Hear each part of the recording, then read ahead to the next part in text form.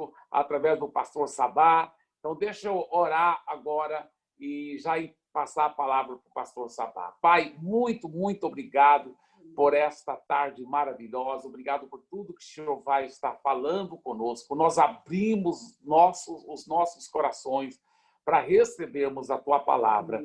E, ó Pai, fale conosco profundamente, gloriosamente, e que possamos realmente ter um compromisso de verdade, de colocar em prática todas as verdades da Tua palavra que nós vamos ouvir agora, em nome de Jesus. Amém e amém e amém. Pastor Sabá está com a palavra. Deus abençoe.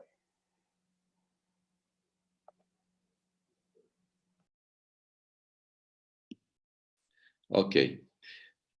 Boa noite a todos, queridos. Privilégio de poder...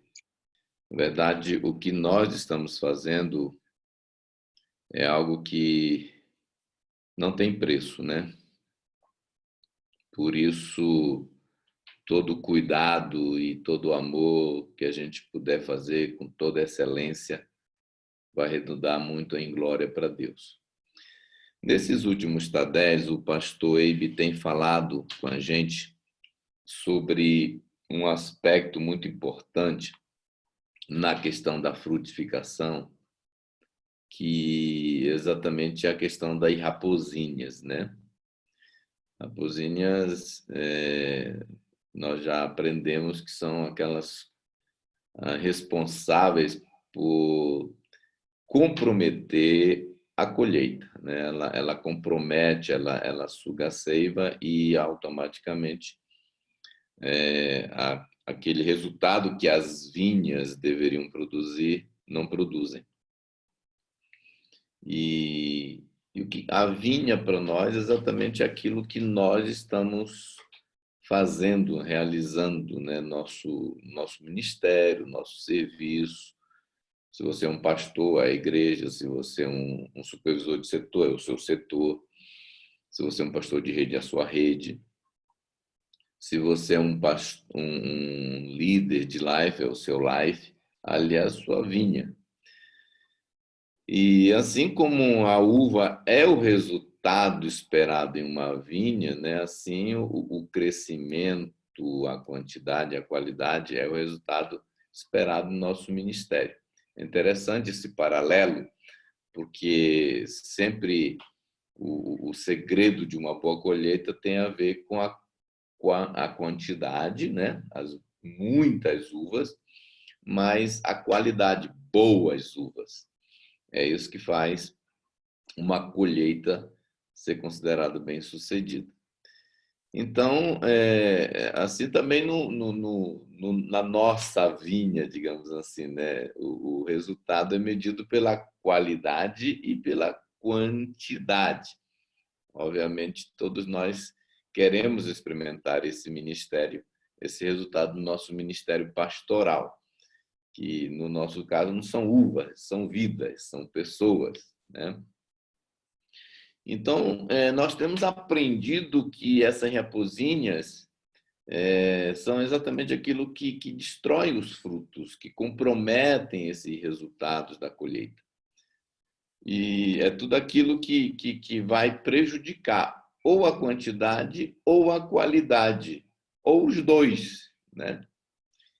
Então, eliminar as raposinhas fala de uma ação inteligente e necessária, porque compromete essa qualidade e essa quantidade que a gente tanto quer. E agora, o que nós precisamos fazer? Nós temos aprendido nesses TADEs sobre a importância de você blindar, de você proteger a sua vinha, a sua plantação dessas raposinhas, para impedir que elas entrem e destruam ou comprometam a colheita. Agora, o que a gente precisa primeiro fazer? Eu vejo que o ponto principal aqui é identificar essas raposinhas. É claro que no mundo natural, qualquer fazendeiro sabe o que é uma raposa e sabe o que é uma raposinha. Mas, às vezes, no ministério, nós não temos essa consciência muito clara, né? O que é. Então, nós vamos precisar identificar o que são essas coisas que drenam, que comprometem o fruto, o resultado. E o pastor Ibe já falou de algumas, né, que foram muito preciosas para a gente fazer uma autoanálise. E hoje eu queria pegar carona nesses tabés que o pastor Ibe já conversou com a gente, para trazer um pouquinho mais de raposinha. Então, aqui vai mais uma raposinha muito conhecida e que é comprovado o poder que elas têm de comprometer os resultados da colheita. Então, nós temos que, como dono da nossa vinha, responsável pela nossa vinha, do nosso life, da nossa rede, do nosso setor, ficar muito atento. E essa raposinha eu estou dando o seguinte nome para ela: emoções fragilizadas. Emoções fragilizadas fala exatamente dessa instabilidade e da fragilidade nas nossas emoções. O fato que a gente tem Jesus e tem o Espírito Santo não tira de nós a nossa humanidade. Nós vamos continuar pessoas triunas, né? Com corpo, a alma e espírito. E lidar com as emoções é um grande desafio para nós. Agora, se a gente não souber lidar com isso, nós realmente vamos ter dificuldades para sermos bem-sucedidos no exercício da liderança. E até porque nós estamos lidando com outros seres humanos, né? E aí o que acontece? É comum a gente, se a gente permitir, é comum a gente encontrar líderes, pastores que estão cuidando de pessoas, que foram privilegiados em ter um chamado para cuidar de vidas, que eles estão falando coisas do tipo assim: eu não estou sentindo vontade de ir atrás de mais pessoas ou daquela pessoa. Ou encontra líder dizendo: eu estou muito decepcionado com o fulano, que é uma ovelha dele, que é um discípulo dele. Eu não aguento mais esse crânio. Outro fala: eu estou com muita raiva. Então, a gente que está lidando com os seres humanos, é fácil experimentar esse tipo de emoções, de sentimentos, nessa instabilidade, essa fragilidade nas nossas emoções.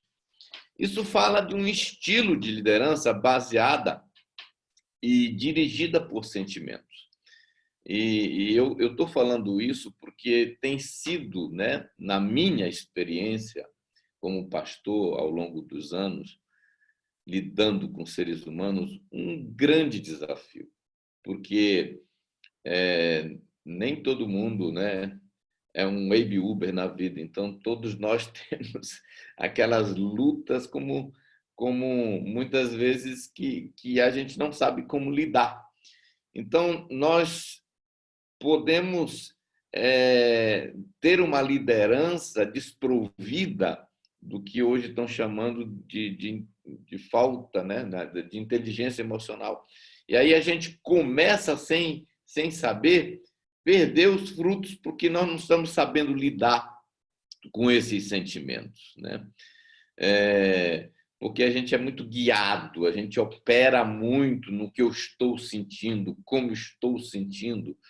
Aquele líder passa a ser liderado, guiado, influenciado pelas suas emoções, pelos seus sentimentos.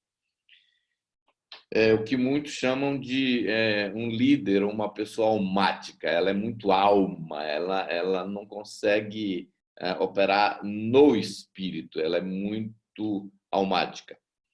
E todo líder que age ou deixa de agir, porque muitas vezes as nossas emoções nos empurram para uma ação ou nos empurram para uma falta de ação,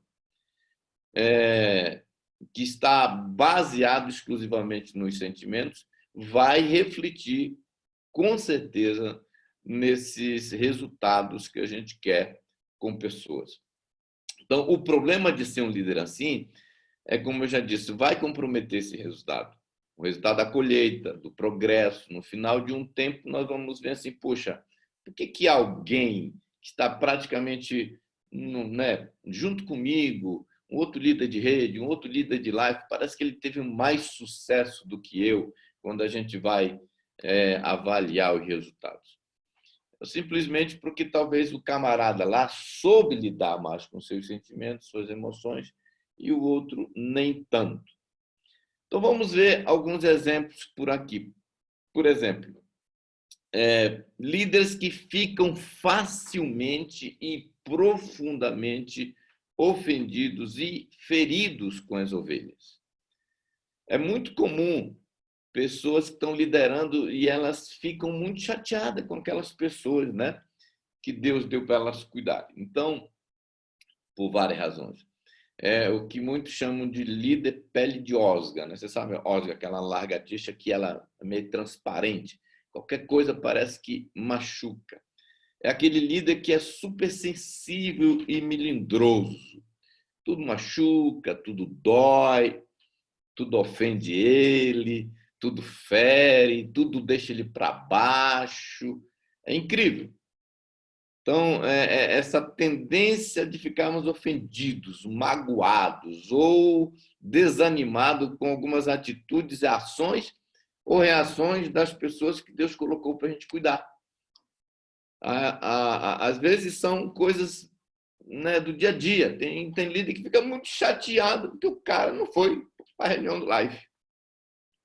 E se ele não souber lidar com aquilo, ele pode ter várias outras implicações e outras atitudes por causa daquele sentimento. Então, aí pessoas assim começam a falar: eu não estou me sentindo, eu não estou sentindo vontade de ir atrás de fulano. Eu estou me sentindo muito triste com fulano. Aí eu estou me sentindo desapontado com Beltrano.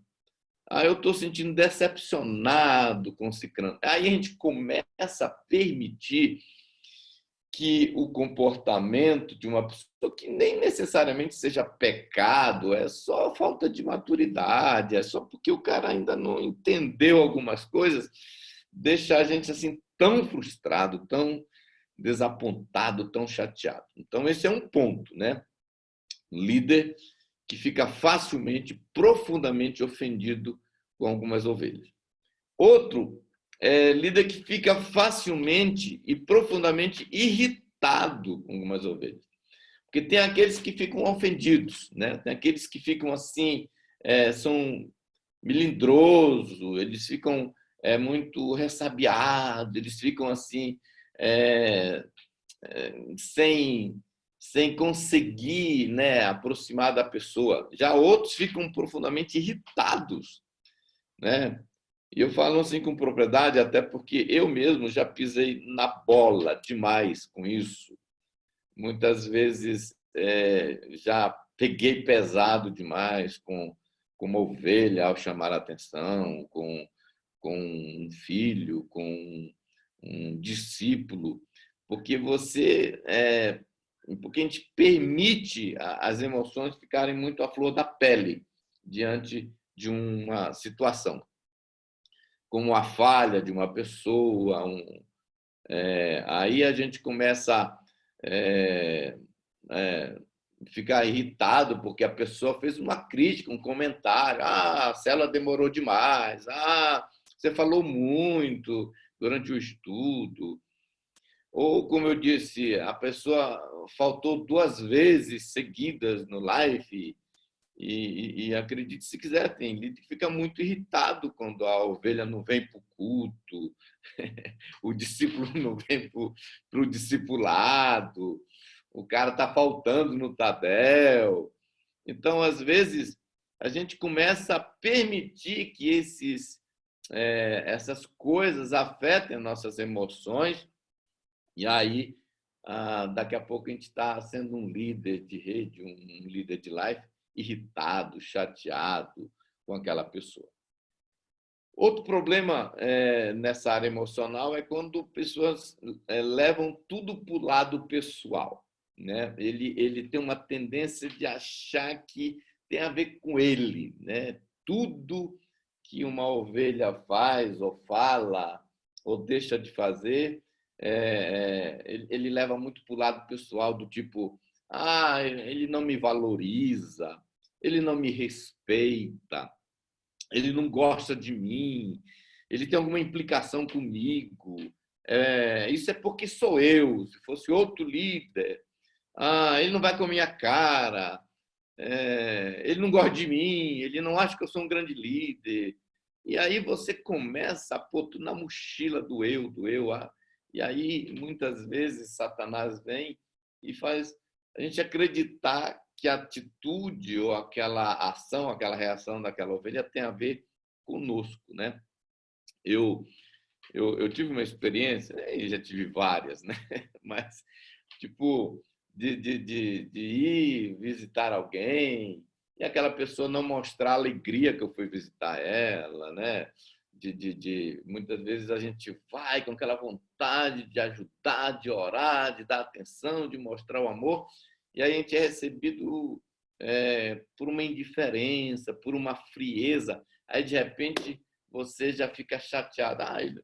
Viu lá, fui lá mostrar meu amor, fui lá dar atenção, e o cara me recebeu com maior indiferença. Já leva aquilo para o nível pessoal.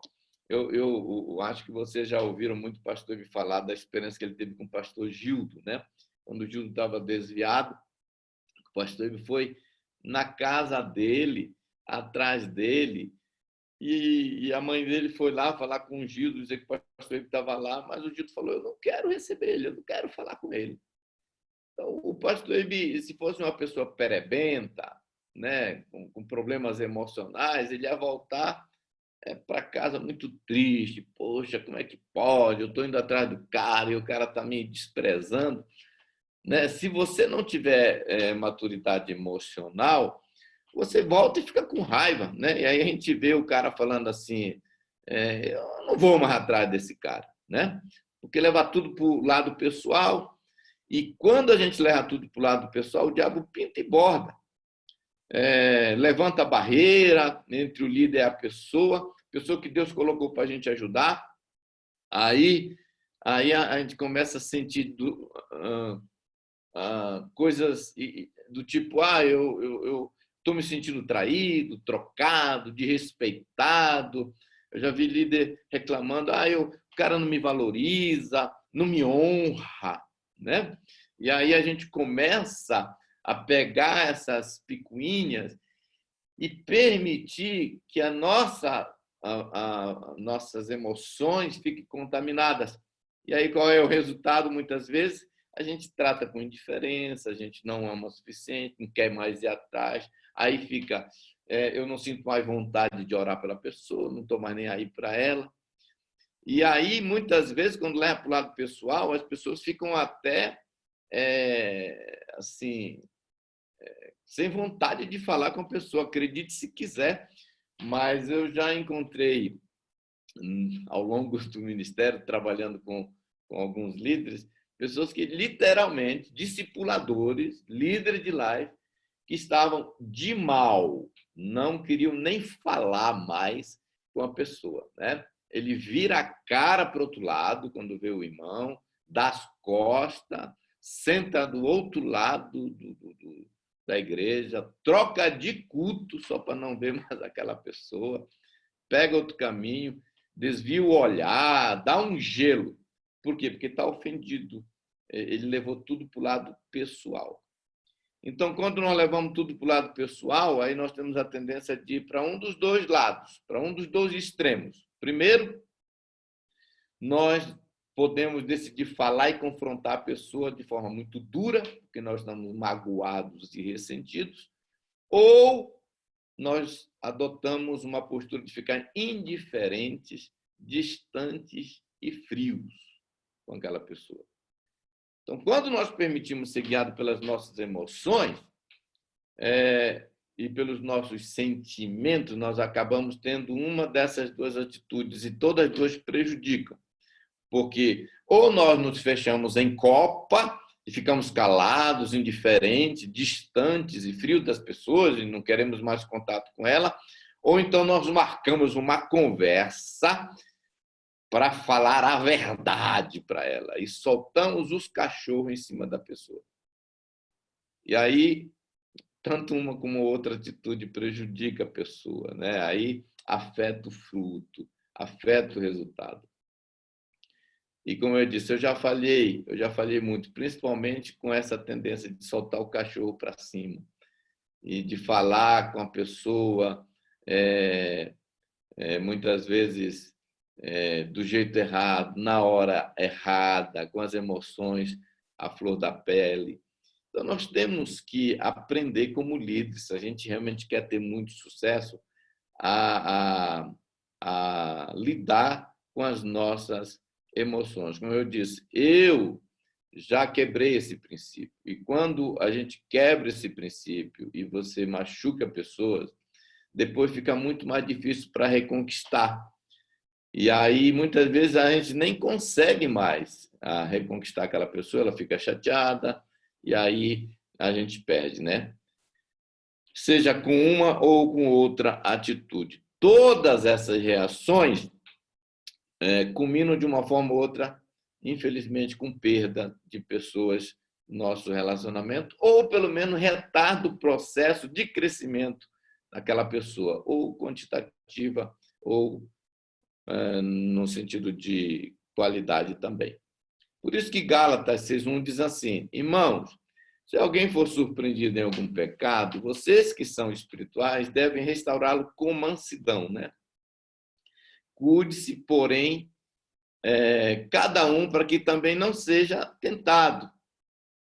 Aqui que está o grande desafio, né? É a gente aprender a administrar as emoções para quando for falar com a pessoa, não estou dizendo que nunca deve falar, mas quando for falar, tem que falar do jeito correto.